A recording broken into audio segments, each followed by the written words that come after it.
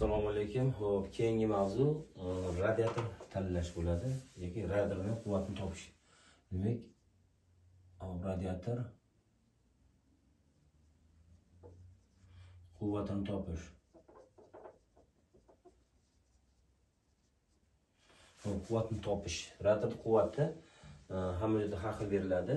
Demak, bizda formulasi bor, uni haqiqiy quvvatni topish uchun. Demak, haqiqiy quvvat bu radiatorning haqiqiy quvvati.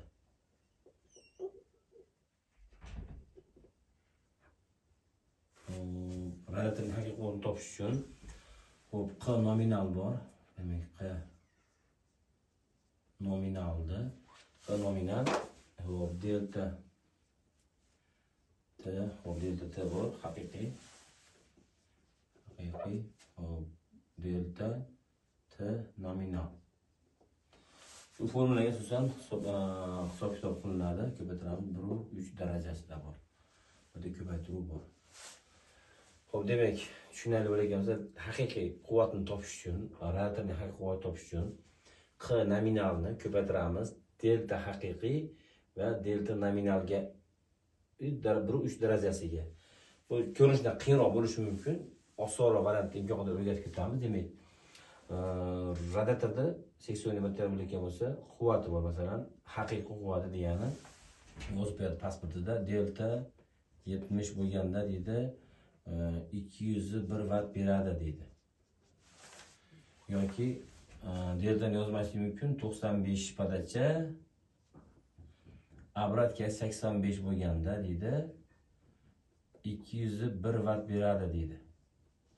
Bu pasportda berilgan shu raqamlari ishlab chiqaruvchi o'zi shu vat tekshirib, laboratoriyada tekshirib shu vatni bergan. Demak, bizda 201 watt beradi degani bu mana 3274 watt chiqadigan bo'lsa, bu xonasizligi shuni 201 wattdan bo'lib turib belib bo'lmaydi bunga. Buni haqiqiy quvvatini topishingiz kerak. Demak, bu 95 siz padachingiz berib 85 qaytarib olsangiz, delta 10 ishlayotganda 201 watt beradi deyapti. Bu mana shu nominaldagi quvvati. Endi biz buni haqiqiy topishimiz kerak. Uni haqiqiysini topish uchun siz o'zingiz ishlaydigan padachingizni bilishingiz kerak, obratkingizni bilishingiz kerak. Siz nechida ishlayapsiz? Masalan, bu nominalda bo'lgan bo'lsa, siz demak 75 padacha bizda obratkingiz 20 delta 55 bo'ladi. Obrat 55 bo'ladi. Xo'p, siz ishlaydigan o'zingiz sistemangizni 75 ga 55 ishlaysiz. Demak, katyolda padacha 75 beraman, 55 qaytarib olaman deyapsiz. Shunga asosan ishlaydigan bo'lsangiz, mana xo'p, bu ikkalasini qo'shamiz. Demak, biz delta T delta 70 aniq. Delta buni topish uchun, mana delta nominal topish uchun, demak, shuni topiladi. Delta nominal mana 95 ga 85 qo'shiladi. Buni 95 ga qo'shamiz 85 da bo'lamiz. Haqiqiy topganda 2 ga bo'linadi. Ayrimiz 20 gradusda bo'ladi. Bu 20 gradus haqiqiy uchun, nominal uchun bu. Demak, bu yerda biz 75 ga 85 qo'shgan bo'lsak, 180 2 ga bo'lsak 90, 90dan 20 70 chiqadi. Mana delta 70 chiqadi mana. Mana delta 70 chiqadi. Bizda delta 70 aniq. Masalan, sizda delta 70 yozmasligi mumkin, delta 60 yozish mumkin. Delta 60 da 201 watt beradi dedim. Demak, bu yerga 60 yozadi. Demak, formulaga asosan mumkin nominalda, demak, delta 70imiz aniq. Delta haqiqiy topishimiz kerak. Bizda haqiqiyimiz mana 75 ga 55 bo'ladi. Xo'p, demak, ishlayapmiz. 75 ga 55 ni qo'shamiz. Xo'p, 130 2 ga bo'lsa 65 bo'ladi. 65 dan ayrimiz xonani haroratini. Demak, siz birinchi xonaga radiator yozsangiz 20 gradusmi? 20 gradus ayrisiz ham. Agar ikkinchi xonaga ayrayotsangiz 22 gradus bo'ladi. Bu xonada 24 gradus bo'ladi. Buni 26 bo'lsa 26 qilib ayrisiz. Demak, xo'p, bizda 75 ga 55 qo'shadigan bo'lsak, xo'p, 60 130 2 ga bo'lsak 65 45 qolyapti. Mana bizda deltamiz 45 bo'lyapti. Xo'p, ishlab chiqaruvchi delta 70 da 201 watt beradi deyapti. Biz o'sha haro 20 gradusli xonamizda biz 75 berib 55 olganimizda radiatorning quvvatini, pasajini bilib olamiz, o'rganamiz. Demak, Nominalda beryapti. Mana bu narsa haqiqiy topish uchun teng nominalda 201 watt beryapti. 201 watt. Ko'paytiramiz. Hovuz ochilgan. Delta haqiqiy. Demak, biz ishlaydigan podacha obratganmiz. O'sha xonani haroratini 45 gradus bo'lganda bo'lamiz. Ishlab chiqaruvchi berayotgan quvvat bu. Ishlab chiqaruvchi berayotgan delta T 70. 70 ga ko'paytiramiz. 1.3 darajasiga deyapti. Barobar. Buni topish uchun oldin yechamiz. 201 watt o'zini yozamiz. Buni yechib olamiz. Demak, 45 da bo'lamiz. Xo'p, 70 ga. Buni telefonda bo'lsa, telefonda ishlaydiganlar bo'lsa, agar telefonda bunaqa narsasi bo'ladi. Daraja degan narsasi bor, bunaqa narsasi bor, bunaqa qilib turib 45 deb hovuz ochadi, 45 bo'ling 70 daraja qilib 1.3 qilsa bo'laveradi. O'shanda qilsa bo'ladi. Bu kalkulyator bo'lamiz. Hop, demak, bunda kalkulyator bo'lamiz. 45 da bo'lamiz 70 ga. 70 ga bo'lamiz 45 bo'lingan 70 bo'lingan 1.03 ga. 0.62 tur. 0.62 deylik. Ko'paytiramiz shunga. Demak, 201 da ko'paytiramiz 0.62 ga. Demak, 124 6. Mana. Radiator quvvatni topishning uchun kerak. Siz bu standart bo'yicha bergan quvvat bilan o'sha xonanikidan teplab patlashni qo'yib bo'lmaydi buni. Haqiqiy quvvatni topish kerak. Demak, mana bizda 201 watt radiator biz 75 bilan 55 ishlaganimizda xona harorati 22 gradus bo'lganda 124 watt beryapti. Demak, 125 watt beryapti. Ishlab chiqaruvchi masalan 201 minus 125 bo'ladigan bo'lsa 76 watt, 76 watt, ana 76 watt ketdi. Biz palasini pasaytirganimiz uchun. Endi bu yerda agar xona harorati 22 gradus bo'ladigan bo'lsa, mana 22 ni ayrasida u 43 ga teng bo'ladi.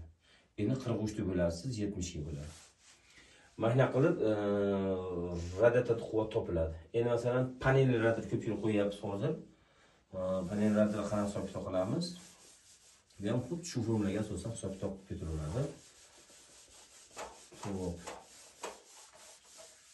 Xohlagan bitta panel radiatorda razmerini yozamiz. Demak, bizda bu berilgani bo'lsa, biz o'qishda o'zi bergani bor. Demak, 60 ga 2. Bu bizda 3418 watt beradi deyapti. Adashmasam. 3418 watt beradi deyapti. 75 ga 65 bo'lganda deyapti. Demak, qolgan nimalar bo'lsa, o'sha yerga bersa bo'laveradi. Demak, bizda bori. Demak, bu yerda aytibdi 75 ga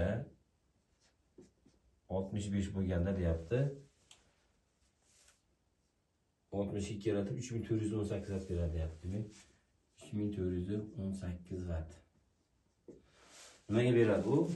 Bu haqiqiy quvvatni beradi. Demak, 75 ga 65 bo'lganda bo'lamiz 2 ga minus 20 gradusda bo'ladi. Zavatskiy o'zi nimasida shunaqa bo'ladi. Demak, qo'shamiz bir-biriga 71 40 2 bo'lsak 70 bo'ladi. O 75 ga 65 qo'shadigan bo'lsa 140 270 70 ga 20 arasak 50 bo'ladi. Demak, delta 50 da demak delta 50 da Zavatskiy 50 da mana 3418 watt berar ekan. Xo'p, endi bizga haqiqiy topishimiz kerak. Demak, biz 70 ga 50 ishlayapmiz deylik. Demak, 70 podacha beryapmiz. 50 obratga olyapmiz. 2 ga bo'lamiz. Bu ham formula o'ziniki. Delta topish formulasi. Hop, ay deymiz xona harorati. Demak, 22 gradus xona harorati bo'lyapti deylik. 22 gradus barobar. Hop, 130 2 ga 65, 65 dan ayrimiz 22 ni. 65 minus 22 chiqsak 43 bo'ladi. Demak, bizda delta 43 bo'lyapti. Bu nima? Bu zavod delta 50 bo'lganda deyapti, 3418 vat beradi deyapti. Biz ishlaydigan delta 43 bo'lyapti. Chunki 70 ga 50 ishlayapmiz biz. Bizning kapitamiz podachamiz 50 beriladi deylik. Obratkani delta 20 ishlab 50 qaytarib olyapmiz. Demak, delta 43 ta. Endi formulaga asosan q ni haqiqiysini topish uchun hop, q nominal demak 3418 yozamiz. 18 vat berganda mana q nominal. Nominal bu hujjatdagisini. Hujjatdagisini yozyapman. Ko'paytiraman. Qo'shilgan haqiqiy delta t'miz biz 43 ni topyapmiz. 43. Xo'p. Zavodnikida 50 bo'lyapti mana. 50. 1/3 darajasi qilasan deyapti. Demak, 3418 endi 43 bo'lingan 50. Xo'p, bo'lingan 1/3 ga 0.83 0.83 ga teng. Demak, 0.83 ko'paytiramiz 0.83 ga. Bu demak 3418 vat haqiqiy quvvat berayotgan nominal quvvatni delta t'larni bo'lib 1/3 darajasi ko'paytirganimizda 0.83 chiqyapti. 0.83 chiqyapti. Demak 2837 vat. 2837 vat beryapti. Yani bu ishlab chiqaruvchi 3418 degan. Demak 581 vat yo'qolib ketyapti. Chunki bu ishlab chiqaruvchi 90 o'sha podachasini delta 50 da shunaqa vat beradi deyapti. Biz shu vatni olamiz mana. Demak, oddiy misol mana shu xonaga 3274 vat ketish kerak edi. Mana 3274 vat deyapti.